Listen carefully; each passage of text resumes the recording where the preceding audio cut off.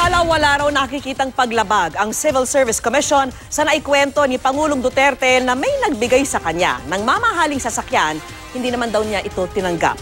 Pero may mga pumuna rin, lalo't maaari raw makaimpluwensya sa iba ang Pangulo. At nakatutok si Rafi Tima. Tama totoo, nagbigay sa akin Mercedes-Benz. Ay, tangka yan. Punta ka sa PSG, nandyan sa compound. Hindi ko tinatanggap, lagay ko lang dyan. Interesado ang sinong taxpayer. Bilihin mo sa gobyerno, pagbili ko. Mercedes-Benz. Ang kwento na yan ni Pangulong Rodrigo Duterte sa anibersaryo ng partido niyang PDP laban noong linggo tungkol sa mamahaling sasakyan na hindi raw niya tinanggap. Inulit niya kagabi sa media briefing sa Malacanang.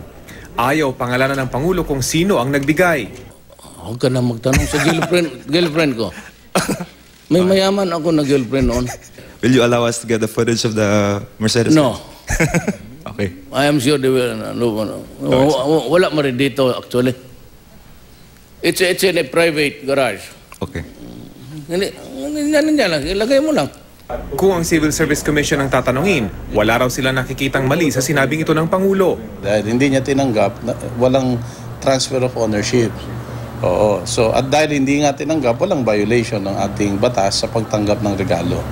Pero ang UP National College of Public Administration and Governance o NCPAG, hindi raw natatawa kung nagbibiro man ang Pangulo. Sana yung mga ganong bagay ay seryosohin kasi whatever his actions are, may influence others' action.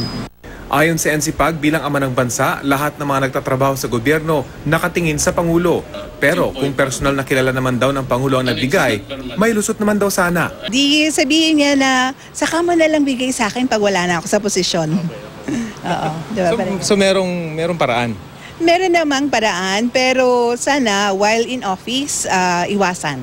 Ilang mamabatas din ang pumuna sa kwento ng Pangulo tungkol sa mamahaling kotse. Seryosong usapin umano ang graft and corruption.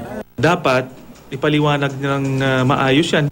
Lahat ng mga issues natin nagiging joke na lang at di natin alam kung seryoso ba o hindi. Rafi Tima, nakatutok, 24 oras.